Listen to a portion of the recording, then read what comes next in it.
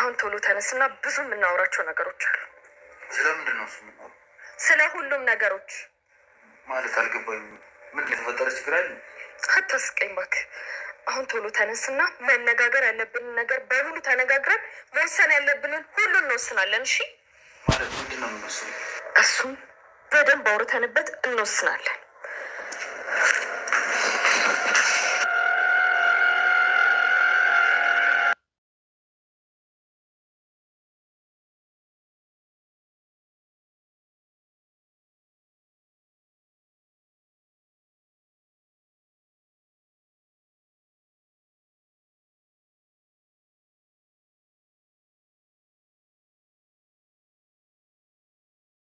ትርሲትና ብሩክ ፍቅር በፍቅር ሆኑ። የቀድሞ ህይወታቸውን አድሰው ለመኖር ሀብል የጀመሩት ይመስላሉ። ሚኪ ደግሞ ልብሴን ጥዬ ካልሄድኩ እያለ ነው። እንደውም ዛሬ ከብሩክ ጋር መቀራረባቸውንና ሳቱ ምክንያት አካባቢው የወደሙ ቤቶችን አብረን እናድሳለን ብሩኬ በማለት ከብሩኬ ጋር ተመካክራለች። ይህንን እየሰማው ሚኪ ስተጋ በመውጣት በላዩ መጠጣቱን ተያይዞታል። ታዲያ እንዲሰክሮና ጠንብዞ ከቤት ሲመለስ ሽማግሌውን ሳይቀር ነበር የተሳደበው። በሚያሳዝን ሁኔታ ትርሲት በጣም አዘነችበት፣ ፈረችበትም ጭምር። አንተ ሽማግሌ እዚህ ተሰብስበ መጥተህ ህይወቴን አመሰቃቀልከው። ትርሲት የኔና የኔ ብቻ ናት። አንድ ወንድ ልጅ በሚስትና በርስቱ የመጡበት አይፈረድበትም። እናም ለጥፋቴ ሁሉ ይቅርታ ጠይቃለሁ በማለት አባ ዘነበ የሰከረውን ሚኪን ለማረጋጋት ሞክረዋል። ይሁን እንጂ ይህ ሙከራቸው ከስድብ አላዳናቸው።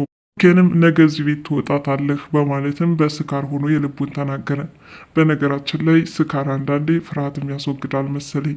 እስካሁን ድረስ በይሉኝታ የተዋቸውን ነገሮች እያንዳንዱ ለመበቀል ጥግ ድረስ ነበር የተናገረው። ሆኖም እንግዲህ ብሩኬ ሞት የታዘዘበትና ነገር ግን ሁኔታው ባላሰበው መንገድ ሳይሄድ ዛሬ የሰፈሩ የወደሙ ቤቶችን በማደስ ነዋሪዎቹን ወደ አካባቢው ለመመለስ ትልቅ እቅድን አቅደዋል ማለት ነው። ይህ እቅድ እንዴት ይሳካላቸዋል? ያው አብረን የምንከታተል ይሆናል። ሰላምዬ ከድራማ ተከታታዮች ከድራማ አስተማሪነቱና አዝናኝነቱን ቀጥሏል። እጅግ ዛሬም የሚመስጥና ግሩም ድንቅ ሆኖ ቀርቦልናል። ምን አዲስ ነገር አለ? ቀሪዎችን አብረን እንዳስሳቸዋለን። በባለፈው ክፍል እንደተመለከትነው ትርሲትና ሚጣ ተፋጠው ነበር። ይኸውም እንግዲህ ብሩኬን ለምን በሌሊት ሰደድሽው? የልጆችሽ አባት ቢሆንና ብታስቢለት ኖሮ ጓደኛውን አግብተሽ ባላናደድሹ ነበር በማለት ከሚጣ የወጣው ነገር ክፉኛ ትርሲትን አበሳጭቷታል። አንቺ ምን አገባሽ? የማይገባሽ ህይወት እንዲህ ጣልቃ እየገባሽ የምትዘባርቀው ምን አልሽ አንቺ? በማለት ነው እንግዲህ የተናደደችባት ማለት ነው። እናም እንግዲህ ሁለታቸው እሰጥ አገባ በገቡበት አጋጣሚ ሚኪ መጥቶ ገልጋይ ይሆናል። ሚኪ ጣልቃ ገብነትም የሚገርም ነበረ። ሆኖም እንግዲህ ብሩኬን የምትወደው ከሆነ ከብሩኬ ጋር በማጣበስ ትርሲትን እንዲረሳ ማድረግ እሱ ዋነኛ ዓላማው ነበረ። እናም እንግዲህ ከትርሲት ጋር ገላግሎ ትርሲትን ከለያት በኋላ ሚጣ አንድ ነገር ልንገርሽ፣ የምትወጁ ከሆነ ከእሱ ጋር የምትጣበቂበትን አንድ ነገር እፈጥርልሻለሁ በማለት ይመክራታል። እሷ ደግሞ ከወንድም በተለየ በሌላ ነገር አስበው እንደማታውቅና ከአንድ ቤት ሲኖሩ አሁንም የምታስበው በወንድምነት እንደሆነ ነግረዋለች። ከዓይኖችሽ የሚታዩ የእንባ ዘለላዎች ፍቅርን ያጠላሉ። እናም አንቺ ከብሩኬ ጥልቅ ፍቅር ውስጥ እንደገባሽ ያመላክተኛል። ምንም እንኳን አንቺ በፍርሃት ብትደብቂውም እውነታውን ለማወቅ ግን ያን ያህል ጊዜ አይወስድብኝም በማለት ሚኪ ብሩኬን እንዳፈቀረችው አድርጎ ሚጣን እንድታምን በላዩ ጭንባት ገብቷል። ሚጣ ግን እንደዚህ አይነት ነገር አትናገረኝ፣ አርፈ ተቀመጥ በማለትም ዝም እንዲል አደረገችው። ሚኪ ንግግርና የራሷ ሀሳብ በአእምሮዋ በሌሊት ሁሉ ሲያቃጭልባት ነበረ። እሱም እንግዲህ ያቺ ጎዳና ላይ ጫማ እየሰፋ በነበረበት አጋጣሚ እባክሽን የሚጣይ አንድ ነገር ረስተሻል ው ትለይ እንደነበረ ይህም እንግዲህ በህልሟ እየመጣ እየረብሻት ነው ማለት ነው። እንግዲህ ይህ የሚያሳየው ሚጣ ምን ያህል ብሩኬን እንደምትወደው ነው። ዞሮ ዞሮ ወንድሜ ነው፣ ከወንድምነት የዘለለ በሌላ ነገር አስቤው አላውቅም ትበል እንጂ ሁኔታዎች ሁሉ የሚያመላክቱት ከፍቅር የተመሰረቱ ነበሩ። አባ ዘነበም ከሚጣ ጋር ተጣልተው ከወጡ በኋላ ጎዳና ነው አዳራቸውን ያደረጉት። በሌሊት የወጣው ብሩኬ ጋር ተገናኝተዋል። በዚህን ሰዓት እንግዲህ ለምንድን ነው አባ ዘነበ በሌሊት የመጣው? አንተ ከቤት ወጥተህ እኮ እኛ በዚህ በሰላም ማድር አንችልም፣ እናም አሁንም ወደ ቤት መመለስ አለብን በማለት አባ ዘነበን እየነገረው ነበረ። አባ ዘነበን በቤት የሚኖሩ ማህበረሰቦች ይኸው ዛሬ ተበትነው ጎዳና ላይ ናቸው። የእነሱን ሲቃ ማወቅ አለብኝ፣ መቅመስ አለብኝ በማለት ራሳቸውን ለቅጣት አዘጋጅተዋል። ብሩኬ በጭራሽ እዚህ ስለሆንክ የእነሱን ስቃይ ቀነስክ ማለት አይደለም፣ ወደፊት እናመቻችላቸዋለን፣ አሁን ተነስና እንሂድ በማለት እሳቸውን ቢጠይቃቸው በሌሊት ላለመመለስ እምቢየው በማለት እዛው ያድራሉ። ዱና ንፋሱ ሲሄድባቸው ያደሩት ብሩኬና አባ ዘነበ በጠዋት ተነስተው እባክህ አሁንም ወደ ቤት እንሄድ፣ እባክን እንመለስ እያለ ቢማልደውም አባ ዘነበ በፍጹም እዚች ጎዳና ልነሳም በማለት እምቢዩ ይሉታል። ሚኪ ደግሞ ከተከስተ ጋር ወደ ቤት በመምጣት ከትርሲት ጋር ተዋውቀዋል። አዲሱ ሹፌራችን ይህ ነው፣ በጣም ጥሩ ልጅ ነው፣ ረጅም ዘመናት አሽከርክሯል በማለት ብዙ ማሳመኛ ነገሮችን ለትርሲት እየነገራት ነው። ትርሲት ደግሞ በኃላፊነት ልጆችን ታደርስልኛለህ፣ ምክንያቱም ምናልባት ከመጠጥ ጋር ተያይዞ አልኮል ጋር ቁርኝት ካለህ እያለች ለልጆቿ የመኪና አደጋ እንዳይደርስባቸው በመጠንቀቅም በፍርሃት በስጋት ተውጣ ነበር ስትናገር የነበረው።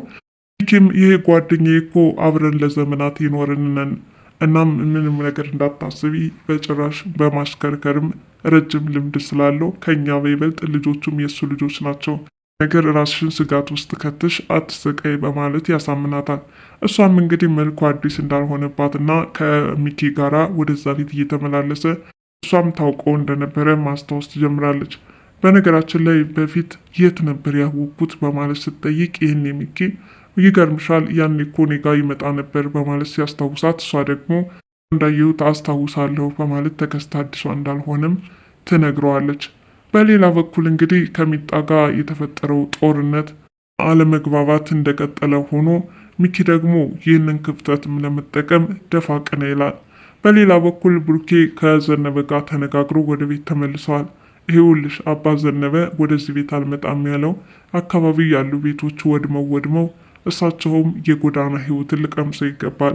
በእኛ ምክንያት የተቃጠለ ቤታቸው እኔ ደግሞ ቤት ተቀምጬ ማደር አልፈልግም በማለት ስቃዩንና ረሃቡን ብርዱንም ሁሉንም ማየት ግዴታቸው አድርገው እንዳሰቡትም ይነግራታል። ይህን ትርሲት በጣም ታዝናለች።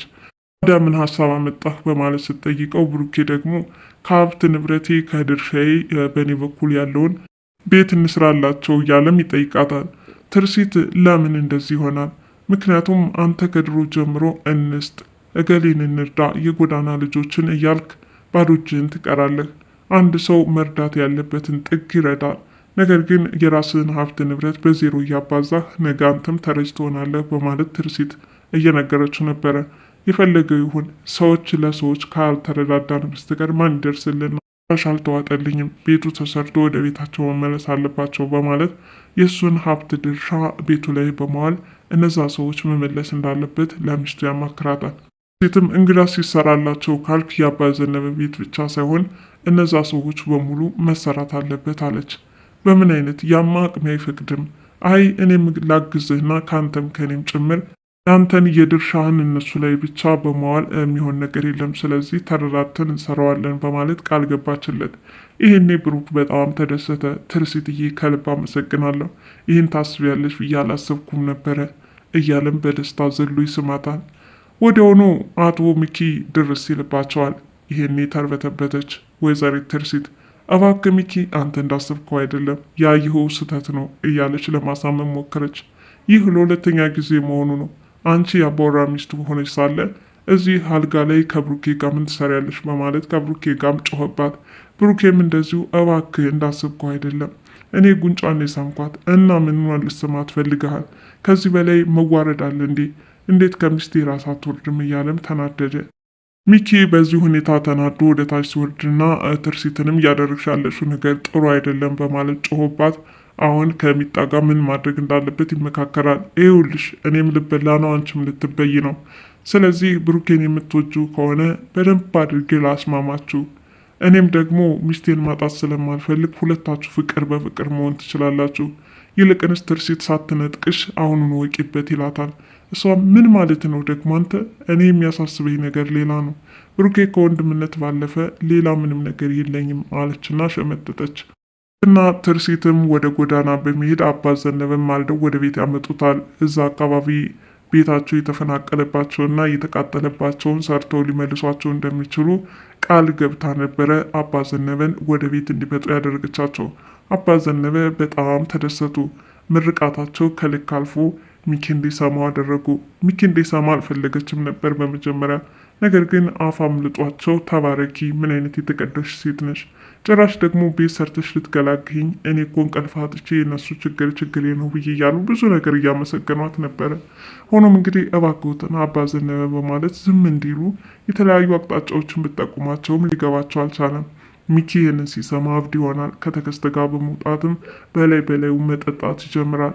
እነሱም እየተደራነቁና እየተመሰጋገኑ ቆይተው ሚኪም እስክር ብሎ ጠምብዞ ወደ ቤት ይመለሳል። አንተ አሮጌ ሽማግሌ እያለ አባ ዘነበ ላይ ይወርድበት ገብቷል።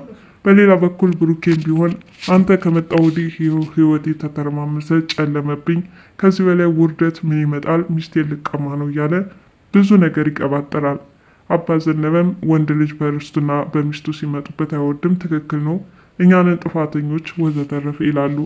ሚጣም እንደዚሁ ተደስታለች። ምክንያቱም ሴት ጋራ ያን ያህል ዱላ ቀረሽ ፉክክር ገብተው ሳለ አሁን ግን ቤት ሰርታ ልታስገባቸው ስለሆነ ነገሩ ሁሉ ተቀይሮ ስራ ልርዳሽ፣ ላግዝሽ፣ አመሰግናለሁ የሆኑ ነገሮችን እየተናገረች ነው። በጣም ይገርማል። ሚጣ ካንቺ አልጠብቅም ነበር፣ እንደው በዚህ ልክ ስለተቀየርሽ አመሰግንሻለሁ፣ ምግቡን ነው ራሴ እሰራዋለሁኝ፣ አሁን ዝም ብለሽ ካለሽበት ቁጭ ብያለችም። ደስ በሚል መከባበር ውስጥ ገብተዋል። እንግዲህ ሚኪም ሰክሮና ጠንብዞ በግድ እንዲተኛ አድርገው ጠዋት ተከስተ ልጆቹን ወደ ትምህርት ቤት ሲመጣ እንደተኙ ተመልክቷታል። በጣም ይገርማል። ይህን የመሰለ ገላ ሚኪ ታቅፎ ያድራል። ይች ልጅ ከኔ አታመልጥም፣ እባብ ያየ በልጥ በረጌ ነውና አለቅሽም በማለት ወደ ትርሲት ነገሩን አዙሯል ማለት ነው። እንግዲህ ትርሲት 3 ወንዶች አይነን የሚያዩት ቆንጆዬ ሴት ሆናለች። ዞሮ ዞሮ ግን ተከስተ ደግሞ በዚህ በኩል እሷን ለማግኘት ሲል ዞሮ ከሚኪ ለመለየት የተቻለውን ያህል ይጥራል ብዬ አስባለሁኝ።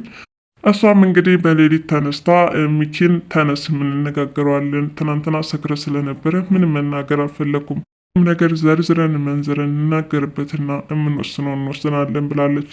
ወደ ፍች ነገሩ እያመራ ይመስላል። ምክንያቱም 2 አባወራ በአንድ ቤት የሚሆን ነገር አይደለም። እሷን ብሩኬን ወደዋለች። ከድራማ ለዛሬው የዳሰስኩላችሁን ይመስል ነበር። ቀጣዩ ምን ይመስላል አብረን እናያለን።